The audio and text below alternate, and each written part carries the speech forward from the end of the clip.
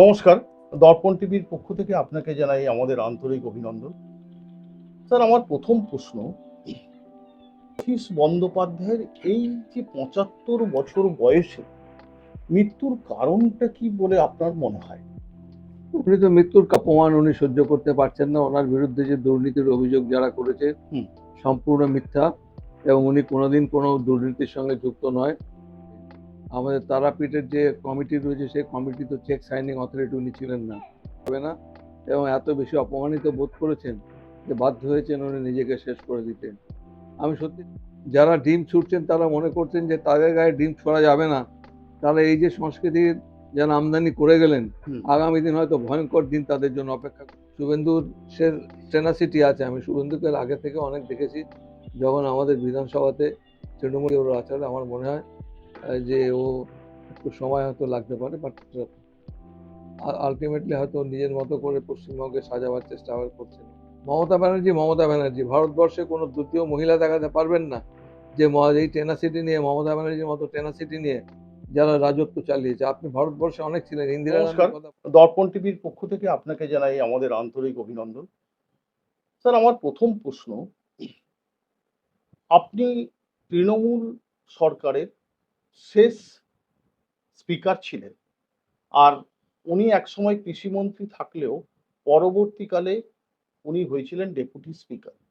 আশীষ বন্দ্যোপাধ্যায়ের এই যে ৭৫ বছর বয়সে মৃত্যুর কারণটা কি বলে আপনার মনে হয়?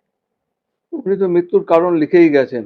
হুম। উনি তো বলেই গেছেন যে এই অপমান উনি সহ্য করতে পারছেন না। ওনার বিরুদ্ধে যে দুর্নীতির অভিযোগ যারা করেছে হুম। সম্পূর্ণ মিথ্যা, এবং উনি কোনোদিন কোনো দুর্নীতির সঙ্গে যুক্ত নয়। এবং সেই সঙ্গে সঙ্গে আমাদের তারাপীঠের যে কমিটি রয়েছে সেই কমিটি তো চেক সাইনিং অথরিটি উনি ছিলেন না। সুতরাং কোনোভাবেই ওনাকে দুর্নীতির সঙ্গে যুক্ত করা যাবে না, এবং এত বেশি অপমানিত বোধ করেছেন যে বাধ্য হয়েছেন উনি নিজেকে শেষ করে দিতে। আমি সত্যি ব্যক্তিগতভাবে খুবই মর্মাহত। আমি ওর নিজের অত্যন্ত আপনজনকে আমি হারালাম। বিধানসভায় দীর্ঘ 15 বছর আমি অধ্যক্ষের কাজ করেছি, এবং উনি আমার সঙ্গে উপাধ্যক্ষের কাজ যে শেষ মুহূর্তে করে গেছেন। হুম। এত সুন্দরভাবে আমরা বিধানসভাটা পরিচালনা করতাম, এবং সেই সঙ্গে সঙ্গে বিভিন্ন বিষয়ে আলোচনা করা। আমি দেখেছি ওনার মধ্যে কোনো উগ্রতা ছিল না, কোনো রাগ ছিল না, কোনো বিদ্বেষ ছিল না। সবার সাথেই ভালোভাবে কথাবার্তা বলতেন। এবং ওনার মৃত্যুর পর সমস্ত মানুষ, সারা পশ্চিমবঙ্গের মানুষ তারা মর্মাহত হয়েছেন। বিধানসভায় বর্তমান যারা সরকারের ক্ষমতায় রয়েছেন তাদের অনেক বিধায়ক আমার সঙ্গে দেখা করে গেছেন, অনেক মন্ত্রিসভার সদস্য তারাও দুঃখ প্রকাশ করে গেছেন যে এই ধরনের একটা ঘটনা ঘটার জন্য। আমি সত্যি মর্মাহত। এর অকাল মৃত্যুতে এই ধরনের মৃত্যু যেন কারোর না হয়। এবং যে একটা পরিস্থিতি তৈরি হয়েছে এখন বর্তমানে, মানুষকে দেখলে চোর চোর বলে তার পেছনে দৌড়ে যাওয়া, ডিম ছুঁড়ে মারা, এই যে সংস্কৃতি, এটা কোনোদিন পশ্চিমবঙ্গে ছিল না। হুম। এর আগেও আমরা যখন সিপিএম ক্ষমতায় ছিল, আমরা বিরোধী দলে ছিলাম, আমরা আন্দোলন করেছি, রাস্তায় নেমে কথাবার্তা বলেছি, মিটিং মিছিল করেছি, কিন্তু এই আতঙ্ক আমাদের কোনোদিন ছিল না। এখন একটা আতঙ্কের পরিবেশ, ভয়ের পরিবেশ সারা পশ্চিমবঙ্গে বিরাজ করছে। আপনার একটা কোনো মানে এমন একটা মুহূর্তের কথা মনে পড়ে যাকে যে মুহূর্তটা আপনাকে এখনো খুব হন্ট করছে? যেমন আমরা যখন বিভিন্ন জায়গায় হুম। আমাদের যে সমস্ত কনফারেন্স হতো ইন্টারন্যাশনাল লেভেলের, এবং আমাদের ইন্টারন্যাশনাল কনফারেন্সে আমরা যেতাম, আশিস বাবুকে বলতাম যদি আমি না যেতে পারি, আশিস বাবুকে বলতাম আপনি একটু অ্যাটেন্ড করুন। আশিস বাবু সেক্রেটারিয়েটের লোকজন, তারা ঘর অ্যালট করেছিলেন আমাদের, দুটো ঘর দু জায়গায়। স্পিকার হিসেবে আমাকে একটা অন্য হোটেলে দিয়েছিলেন, ওনাকে ডেপুটি স্পিকার হিসেবে অন্য ঘরে। তা আমি বললাম আপনি অন্য ঘরে থাকবেন, কারণ দুজনে মিলে আমরা এখানেই থাকি। সেই রাত্রে আমরা এই একটাই ঘরে ছিলাম, এবং নানা রকম কথাবার্তা হয়েছে, ওনার পারিবারিক কথাবার্তা এবং আমাদের বিধানসভা সংক্রান্ত রাজনৈতিক কথাবার্তা। এত অমায়িক লোক ছিলেন যে আমি ভাবতেই পারি না যে এইভাবে মানুষটা চলে যাবে। এবং সেই দিন সেই রাত্রিটা আমার বারবার মনে থাকবে, যে আমরা একটা ঘরে থেকে সারা রাত দুজনে কত গল্প করেছিলাম। এবং একটা খাটেই, বড় একটা খাট ছিল, সে একটা খাটে উনি শুয়েছিলেন, আমি শুয়েছিলাম। এটা আমার কাছে খুব একটা উল্লেখযোগ্য ঘটনা। তাছাড়া তো বিভিন্ন বিষয়ে সবসময় আলাপ আলোচনা হতো, এবং উনি নিজেও অনেক রুলিং দিয়েছেন ওখানে বসে যখন আমি থাকতাম না। অত্যন্ত দক্ষতার সঙ্গে বিধানসভা চালিয়েছেন। এই যে তিনি সুইসাইড নোটে এক জায়গায় বলে যাচ্ছেন যে দলের সব অন্যায় মানে আমি মেনে নিলেও আমি প্রতিবাদ করতে পারিনি।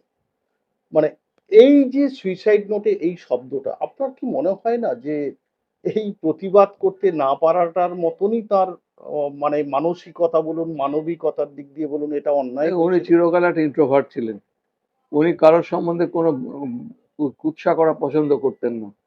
আর প্রতিবাদ করতে পারেননি, ওনার দিক থেকে উনি কেন প্রতিবাদ করতে পারেননি আমি জানি না, আমি বলতে পারবো না।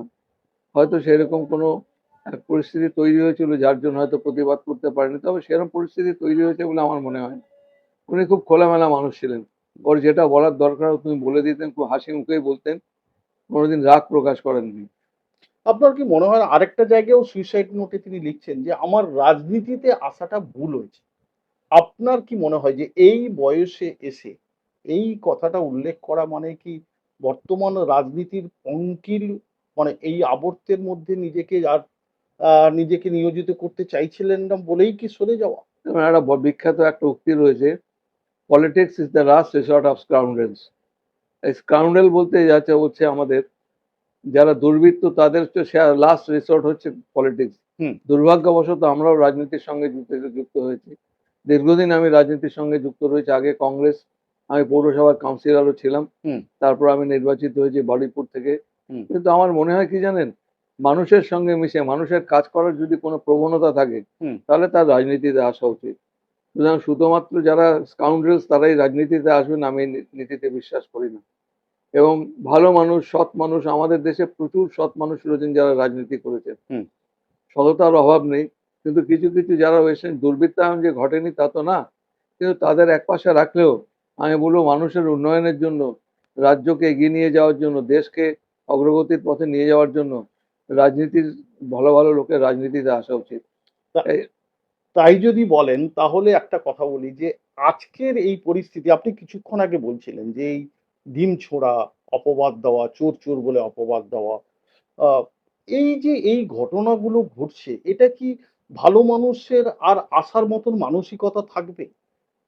আতঙ্কিত লোক, তো আতঙ্কিত, কোনো সন্দেহ নেই, অত্যন্ত হুম, আতঙ্কিত। প্রত্যেকটা মানুষ তারা আতঙ্কিত রয়েছেন।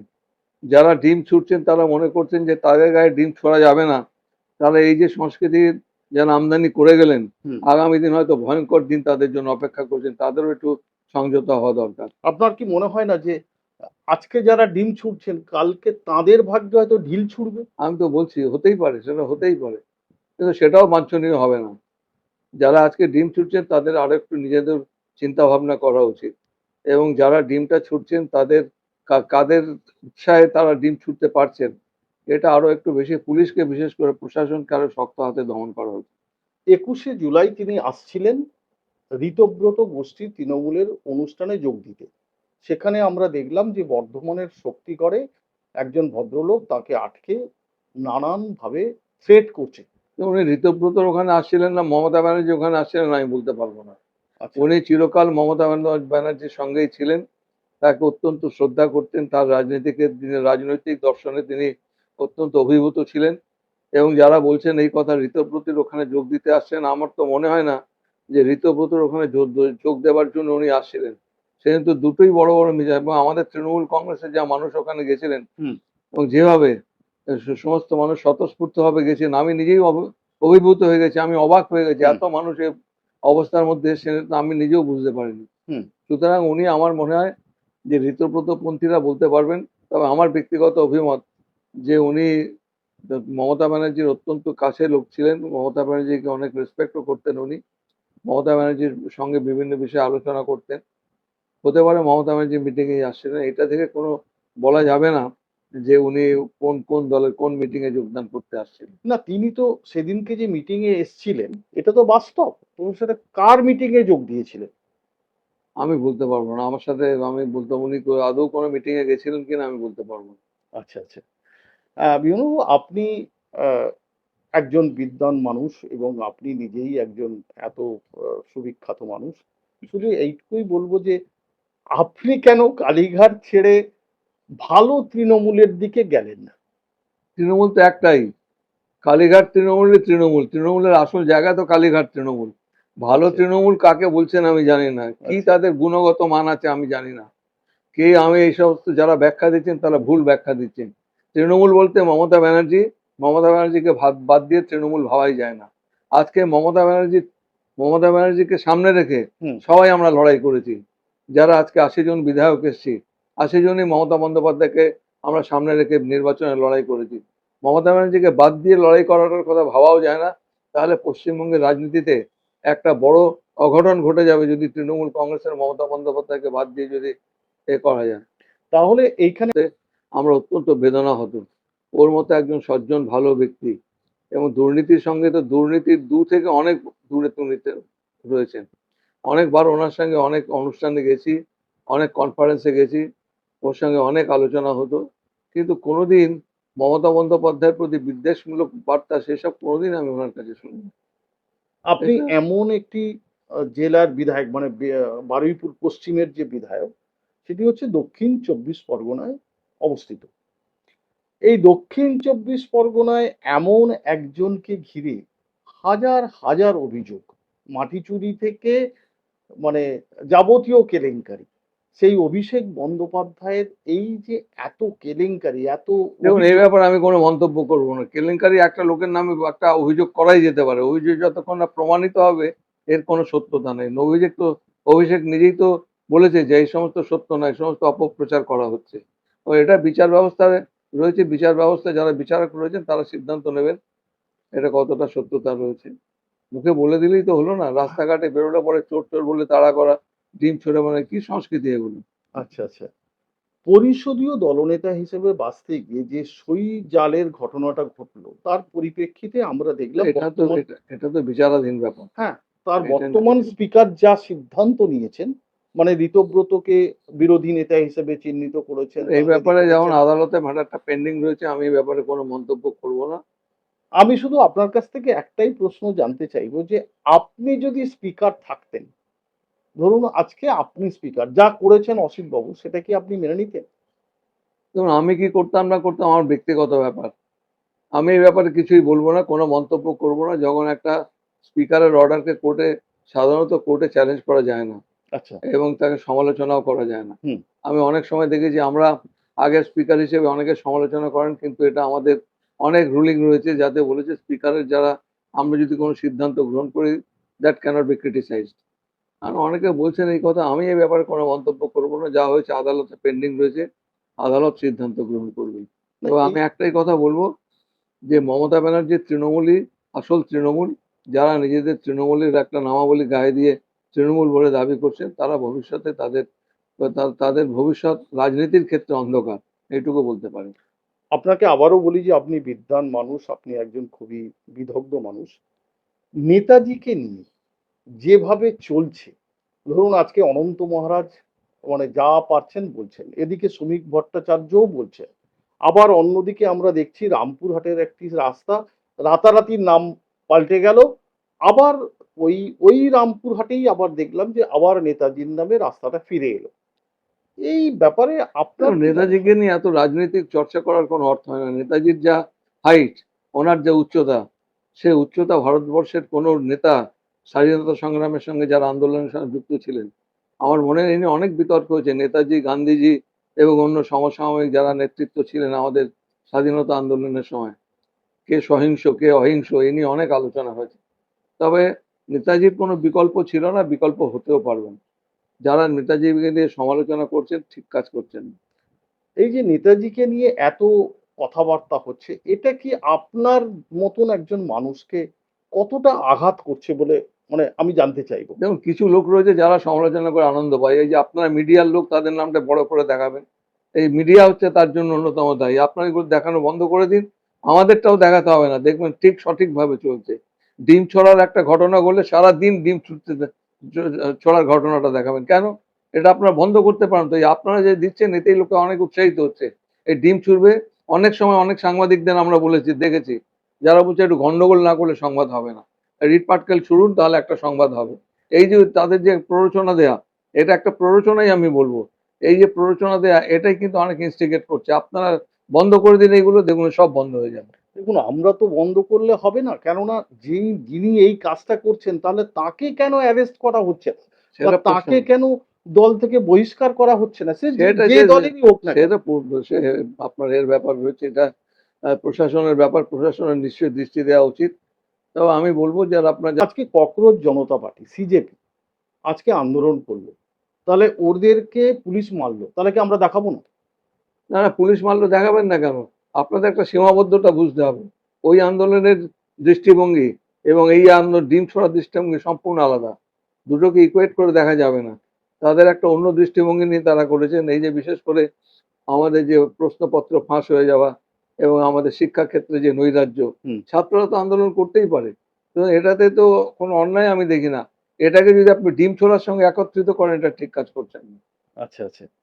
স্যার, আরেকটা জিনিস জানতে চাইবো যে আপনি বারুইপুর পশ্চিমের বিধায়ক। বারুইপুরে রিসেন্টলি একটা ঘটনা ঘটে গেছে যেটা খুবই মর্মান্তিক। 11 বছরের একটি মেয়েকে জানি আমরা, জানি। রেপ করা। আপনার মতে কি যে এই যে এনকাউন্টারে মেরে ফেলা, এটাই সবকিছু ঘটনার মধ্যে আপনি কি মনে করছেন? এটা কি দেখুন, রাজনীতি? এনকাউন্টার করে মেরে ফেলা হুম, এটা কোনো সলিউশন হতে পারে না। এবং আমি জানি না যাকে এনকাউন্টার করে মারা হয়েছে হুম, তাকে সেটা আদৌ সেরকম পরিস্থিতি ছিল কিনা। হুম, রাত্রেবেলা 2টোর সময়, গভীর রাত্রেবেলায় হুম, সেই লোকটাকে বার করে নিয়ে যাবে, তখন অন্ধকার, গ্রামাঞ্চল তো অন্ধকারই থাকে, হুম, কারণ তো লাইট নেই। হুম। কোথায় কোন জায়গায় উনি দেখাবেন না দেখাবেন, ওরা রিকনস্ট্রাক্ট করতে গেছিলেন। এই থিওরিটাই ভুল। এটা থিওরিটা একটা কনকক্টেড থিওরি, যার দ্বারা ওরা, যারা পুলিশরা যারা যেটা করেছেন, আমার তো মনে হয় ওদের বিরুদ্ধে একটা প্রশাসনিক ব্যবস্থা, খুব জরুরি ব্যবস্থা নেওয়া উচিত, জোরদার ব্যবস্থা নেওয়া উচিত। It is not encourageable. এটা তো মনে হচ্ছে যে দেখুন, বিজেপির আজকে নেতারা যারা এসছিলেন আগে, তাদেরই একটা স্লোগান ছিল, সকালে জমা বিকেলে খরচ। আপনার কি মনে হয় না এই স্লোগানেরই একটা ছবি আমরা দেখলাম ওই বারুইপুরে? দেখুন, এইসব স্লোগান দিয়ে মানুষের মতো হাততালি কুড়ানো যায়, কিন্তু এটা দিয়ে কিন্তু কোনো সামাজিক ব্যাধি দূর করা যায় না। আপনার কি মনে হয় যে এইভাবে মানুষকে মেরে ফেলে, মানে দোষীদেরকে মেরে ফেলে, সত্যিকারের দোষী আর বা তাহলে যাদের? বিচার ব্যবস্থার দরকারটা কি আছে? বিচার ব্যবস্থা রাখার দরকারই নেই। জজ, ম্যাজিস্ট্রেট, কোর্ট, আদালত এসব রাখার দরকারই নেই। এটা কি হতে পারে নাকি? এখন আমি কোনো মন্তব্য করবো না, এটা আপনারাই বুঝতে পারেন কি আপনি ইনফারেন্স ড্র করতে পারেন। আমাদের এখানে ল অ্যান্ড অর্ডার খুব ভালো আছে, এটার দ্বারা আপনারা কি বলতে চান? এটা আপনাদের নিজেদের মনে একটা উকি দেওয়া এই প্রশ্নটা। এই ল অ্যান্ড অর্ডার কি খুব ভালো আছে এখানে পশ্চিমবঙ্গে? এই 3 মাস, 3 মাসের একটা অতিক্রান্ত সরকার, কি মনে হচ্ছে এই সরকারকে দেখে কি মনে হয়? সরকার সরকারের কাজ করবেন, মানুষের ভালোর জন্য কাজ করবেন, সেটাই আমরা প্রত্যাশা করি। না, আপনি অ্যাজ এ এতদিন 15 বছর ধরে যে সরকারের অধীনে আপনি দেখুন, আমি ছিলেন। সরকারের গদিতে তো ছিলাম না, বিধানসভাটা সরকারের গদিতে হওয়ার না। যদি বিধানসভার অধ্যক্ষ নিরপেক্ষতা বজায় রেখে আমাদের কাজ করতে হয়, সুতরাং আমি সরকারি গদিতে ছিলাম না, আসেন, এটা একটা ভুল ব্যাখ্যা। তবে বিধানসভার অধ্যক্ষ হিসেবে কাজ করতে গিয়ে আমরা সব দলকেই সমান সমান সুযোগ দিয়েছি। আমরা, অনেকে বলছেন বিধানসভাতে, আমি শুনেছি, আমি অবাক হয়ে যাই। হুম, আমরা প্রথম যে আমাদের বিধানসভাতে বিরোধী দলকে অর্ধাংশ সময় আমরা দিতাম। একটা বিলের উপর যদি 4 ঘন্টা ডিসকাশন হতো, 2 ঘন্টা বিরোধীদের দিতাম, 2 ঘন্টা সরকার পক্ষে দিতাম। হুম। এবং যত প্রশ্নোত্তর পর্ব ছিল, আমি বিধানসভার ভেতরেও বলেছি, 60 থেকে 65% প্রশ্ন আমি বিরোধীদের করতে দিতাম। কারণ তার মাধ্যমে যারা মন্ত্রিসভার সদস্য রয়েছে, তাদের কতটা ক্যাপাবিলিটি, তাদের দুর্বলতা কতটা, সেটা প্রকাশ পেত, এবং তারা সতর্ক হতে পারতেন যারা মন্ত্রীরা রয়েছেন, যে আমাদের দুর্বলতা এখানে, আমাদের ভুল এখানে হচ্ছে। এটা তো হওয়া দরকার। গণতন্ত্রের মধ্যে প্রত্যেকটা দলের বলার অধিকার রয়েছে। বিধানসভায় বলবেন না তো বলবেন কোথায়? এই যে আপনার বিরুদ্ধে একটা অভিযোগ বিজেপির বর্তমান মুখ্যমন্ত্রী তিনি করেছিলেন যে আমাদেরকে প্রায় 100 বারের ওপরে তাকে আপনি সাসপেন্ড করেছিলেন। 100 বারের ওপর? হয় তাকে তথ্যটা, ডেটগুলো দিতে বলবেন, আমি তাহলে খুব খুশি হব। সাসপেনশনের অর্ডার রয়েছে, স্যার, রুলে আমাদের রয়েছে সাসপেন্ড কোন কোন ক্ষেত্রে করা যায়। হুম। সেরকম ক্ষেত্র ছিল, সেই হিসেবে সাসপেন্ড করেছি। উনি আপ- বলেছেন 11.5 মাস বাইরে রেখেছি। না, আমার বিধানসভা চলেছে 200 দিন, 11.5 মাস বাইরে রাখবো কি করে? কি বলেছেন আমি, আপনারা দেখেছেন, এটা আমি ইন্টারভিউ একটা যে প্রশ্ন করেছিল। হুম, আমাদের অ্যাভারেজে বছরে 40 দিন করে আমাদের খুব জোর হাউস হতো হুম, আমাদের টেনিওরে। কখনো 40, কখনো 41, কখনো 38, অ্যাভারেজে 40 দিন। হুম। তাহলে আমাদের মোট 200 দিনের হাউস হয়েছে যে সময় আমি ছিলাম। তা 200 দিনের হাউসে আমি 11.5 মাস বাইরে রাখলাম কি করে, আমি এটাই বুঝতে পারছি না। মানে আপনি অঙ্কটাই বুঝে উঠতে পারছেন না। আচ্ছা, আচ্ছা, আচ্ছা। স্যার, এবারেই আরেকটা একটু অন্য প্রশ্ন আসি যে আপনি ধরুন আজকে লোকসভার স্পিকার। এই লোকসভার স্পিকারে আজকে আমরা দেখলাম যে সদ্য বাদল অধিবেশন যে শেষ হলো, সেখানে অমিত শাহ একবারের জন্য এলেন না, বিরোধীদের চিৎকার হুল্লোড় সবকিছু করা সত্ত্বেও সেই অধিবেশনে তিনি একবারও এলেন না। দেখুন, এটা আমি কি সত্যি হুইপ জারি করা যায় না? ধরুন আপনি যদি স্পিকার থাকতেন হুইপ হুইপ জারি করতেন না? না, না, আমরা বলতে পারতাম যে মন্ত্রীকে হাজির করুন। এরকম ইনস্ট্যান্স যে পশ্চিমবঙ্গ বিধানসভায় হয়নি তা না। কোনো মন্ত্রীর তার বিরুদ্ধে অনেকে অভিযোগ করছে, অনেক বিবৃতি দাবি করছেন হুম। যে এই ঘটনার উপর মন্ত্রীর বিবৃতি দেওয়া উচিত। মন্ত্রী তিনি আসছেন না, তখন যারা পরিষদীয় দলের দায়িত্বে রয়েছেন তাদেরও অনেক সময় আমিও বলেছি, যেমন আপনার যিনি কনসার্ন মিনিস্টার রয়েছে তাকে খবর দিন, কারণ হাউসে এরা ডিমান্ড করছে, তার একটা স্টেটমেন্ট করা উচিত। তবে আমি মনে করি কি জানেন, হুম। বিধানসভা চালানো উচিত, বিধানসভা বন্ধ করে দেওয়া যারা যে প্রবণতা, হুম। এই যে লোকসভায় 5 জন লোক ওয়েলে নেমে চিৎকার চেঁচামেচি করছে, হাউস অ্যাডজন করে দিলাম, এটা আমি কোনোদিন এন্ডোর্স করিনি। আমি লোকসভা স্পিকারকেও বলেছি যে এটা কিন্তু কোনো দৃষ্টান্ত রাখতে পারছেন না আপনারা। আমাদের কাজ হচ্ছে টু রান দ্য হাউস। সরকার গুরুত্বপূর্ণ বিল আনবে, হুম। সে বিল নিয়ে আলোচনা হবে, বিল পাস হোক, বিল নাও পাস হতে পারে, হুম। আলোচনাটা তো হবে। কিন্তু আপনি যেই 5 জন লোক ওয়েলে নেমে চিৎকার করলো, আপনি অ্যাডজন করে চলে গেলেন। অ্যাডজনমেন্ট দেওয়া আমাদের কাজ না। বিধানসভাতে আমি যখন ছিলাম আমি আননেসেসারি অ্যাডজনমেন্ট দিতাম না, এবং যদি চিৎকার চেঁচামেচি হতো তার মধ্যেও যারা বক্তা ছিলেন আমি বললাম, আপনার কানে মাইক্রোফোনটা লাগিয়ে দিয়ে আপনি আপনার বক্তব্য শেষ করুন। এই যে বিরোধীদের এই ধরনের একটা বারবার অভিযোগ আসছে যে শাসক দল আমাদেরকে কথা বলতে দেয় না। আপনার কি মনে হচ্ছে যে সত্যি এই ধরনের ঘটনা দেখুন, এখন? ওই চেয়ারটা এমন চেয়ার না, কোন ওই কেউ ওই চেয়ারের সমালোচনা সব জায়গায় হয়। পশ্চিমবঙ্গ কেন, ভারতবর্ষের সব রাজ্যে যেখানে স্পিকার রয়েছেন, ইভেন লোকসভার স্পিকার, হুম। তাদের সবাইকে এই সমালোচনা শুনতে হয়, যিনি পক্ষপাতিত্বপূর্ণ আচরণ করতেন। হুম। কিন্তু ব্যক্তিগতভাবে আমি কোনোদিন পক্ষপাতিত্বপূর্ণ আচরণ করিনি, এবং বিধানসভার অফিসিয়াল রেকর্ড দেখলে সেটা বোঝা যাবে। তর্ক বিতর্ক করে তো লাভ নেই, আমাদের অফিসিয়াল রেকর্ড রয়েছে, এটা দেখুন, দেখুন না কতগুলো প্রশ্ন ওরা করছেন, কতটা সময় ওরা আলোচনায় অংশগ্রহণ করছে। কেউ যদি আলোচনা না করে খালি ওয়াক আউট করে দেন, যে ওয়াক আউট করলাম ওয়াক আউট করলাম, তারা তাদের দায়িত্ব সঠিক পালন করছে বলে আমার মনে হয় না। আপনি যখন স্পিকার ছিলেন আপনি কিছুক্ষণ আগে বললেন যে আমি পরিষদীয় মন্ত্রীকে বলতাম যে আপনি আপনার অমুক মন্ত্রীকে ডেকে পাঠান, কেন তিনি কেন আসছেন না? এই ধরনের একটা ঘটনার কথা একটু উল্লেখ করবেন? মানে যে না, না, আমি বিধানসভা যখন শুরু হতো, হুম। দেখুন আমাদের ওখানে মিনিমাম 30 জন সদস্য উপস্থিত না থাকলে, এবং 7 জন যদি মন্ত্রিসভার সদস্য উপস্থিত না থাকে, তাহলে হাউস চালানো যায় না। হুম। আমি যখন উঠলাম, উঠে হয়তো দেখলাম যে ভেরি থিন অ্যাটেন্ডেন্স, তখন হাউস চালানোই মুশকিল হবে। সকাল 10:30টার সময়, 11টার সময় যখন হাউসে উঠলাম, আমি সঙ্গে সঙ্গে পরিষদীয় দলের মন্ত্রীকে বললাম, আপনি মেম্বারদের আসতে বলুন। মেম্বাররা ঘরে ঘরে বসে গল্প করবে, আড্ডা দেবে, কিন্তু হাউসের ভেতরে তারা ঢোকেন না। যেই আমি একটু অ্যালার্ট করলাম, তখন হুড়মুড় হুড়মুড় করে সবাই ঢুকে পড়বে। কিন্তু এটা তাদেরও তো বোঝা উচিত, তারা নির্বাচিত জনপ্রতিনিধি, মানুষ দেখতে চায়, জানতে চায় যে তাদের পারফরমেন্সটা কি বিধানসভা। এটা কি শাসক দলের পক্ষেই বেশি ঘটনা ঘটে না বিরোধীরা সবারই এই সবারই ক্ষেত্রে এক, সব ক্ষেত্রে এক। সব ক্ষেত্রেই এক? হ্যাঁ। আপনি কুণাল ঘোষকে বের করে দেওয়া হলো। আপনার মনে হয় কি ইনসিডেন্টটা ঠিক আছে? আপনি দেখুন, আমাদের যিনি স্পিকার রয়েছেন, স্পিকারের অথরিটি আছে বার করে দেওয়া, হুম। এটাকে তো চ্যালেঞ্জ করা যায় না। উনি বলেছেন যে উনি ওনার আচরণ দেখে ওনার মনে হয়েছে কুণাল ঘোষকে হুম। বহিষ্কার করে দেওয়া উচিত। তবে সেদিনের ঘটনাটা বহিষ্কার করে দেওয়ার মতো ঘটনা ছিল না। যাই হোক, স্পিকার যখন একটা আদেশ দিয়েছেন সেই আদেশটাই আমাদের মেনে নিতে হবে। কুণাল ঘোষও বাইরেই চলে গেছিলেন। শেষকালে আসি যে আহ এই দল এই তৃণমূলকে ধরুন আবার যদি মানে ঘুরে দাঁড়ানোর কথা দিদি বলছে, আপনার মনে হয় এই দল ঘুরে দাঁড়াবে? আর বিকল্প কোথায়? আর দল কোথায় আছে? একমাত্র পশ্চিমবঙ্গে, যদিও এখন আমাদের সরকারে রয়েছেন শুভেন্দু অধিকারী, মাননীয় মুখ্যমন্ত্রী রয়েছেন। শুভেন্দুর সে টেনাসিটি আছে। আমি শুভেন্দুকে আগে থেকে অনেক দেখেছি, যখন আমাদের বিধানসভাতে তৃণমূল কংগ্রেসের মন্ত্রিসভার সদস্য ছিল। সেটা আমি দেখেছি, ওর মধ্যে একটা স্পিরিট ছিল। তবে সেই স্পিরিটটা যেন ঠিকমতো আমাদের উন্নয়নের কাজে ব্যবহার করা হয়, এটা হওয়াটাই ভালো।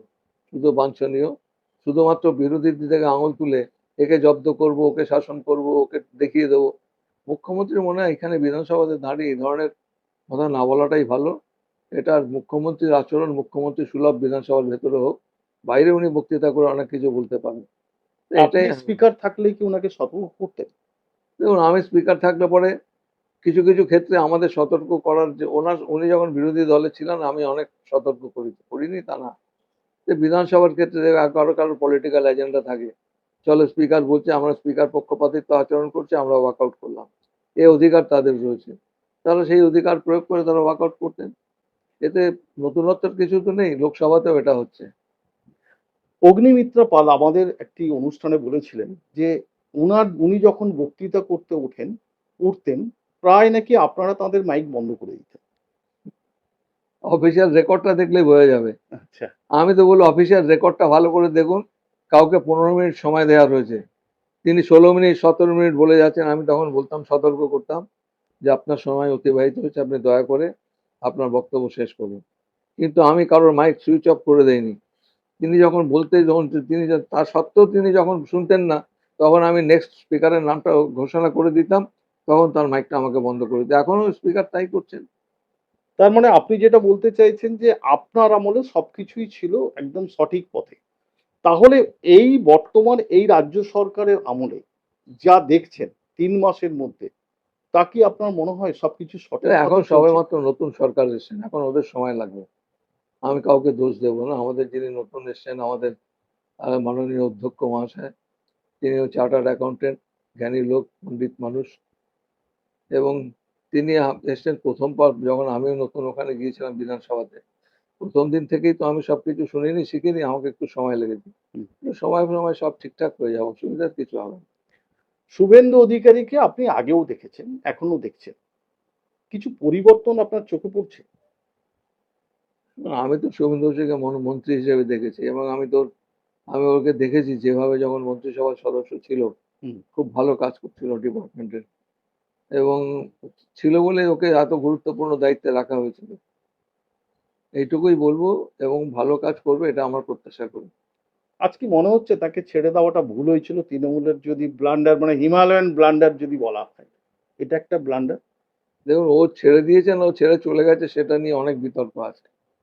এইটা নিয়ে আমার কিছু বলার নেই।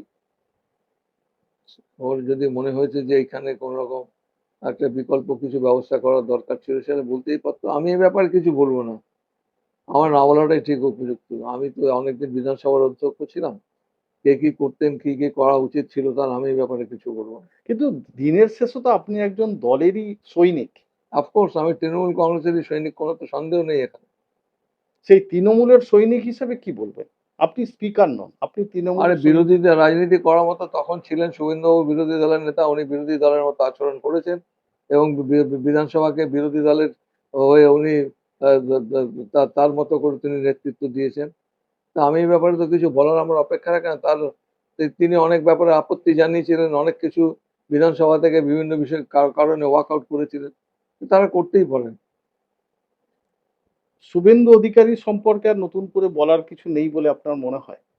যে শুভেন্দু দেখুন নতুন মুখ্যমন্ত্রী হয়েছে, আমি আর কি বলবো, পশ্চিমবঙ্গের উন্নয়নের জন্য কাজ করবেন এটাই আমরা প্রত্যাশা করি। সে দৃষ্টিভঙ্গি ওর আছে, আমার মনে হয় যে ও একটু সময় হয়তো লাগতে পারে, বাট আলটিমেটলি হয়তো ওর নিজের মতো করে পশ্চিমবঙ্গে সাজাবার চেষ্টা করছেন ওরা ওরা দল থেকে। মানে এতে মমতার যোগ্য উত্তরসূরি। এই ব্যাপারে আমি কোনো মন্তব্য করব না। মমতা ব্যানার্জি ভারতবর্ষে কোনো দ্বিতীয় মহিলা দেখাতে পারবেন না যে এই টেনাসিটি নিয়ে, মমতা ব্যানার্জির মতো টেনাসিটি নিয়ে যারা রাজত্ব চালিয়েছে। আপনি ভারতবর্ষে অনেক ছিলেন, ইন্দিরা গান্ধীর কথা বাদ দিন, হুম। ইন্দিরা গান্ধীর পার্সোনালিটি একটা অন্য জায়গায় ছিল।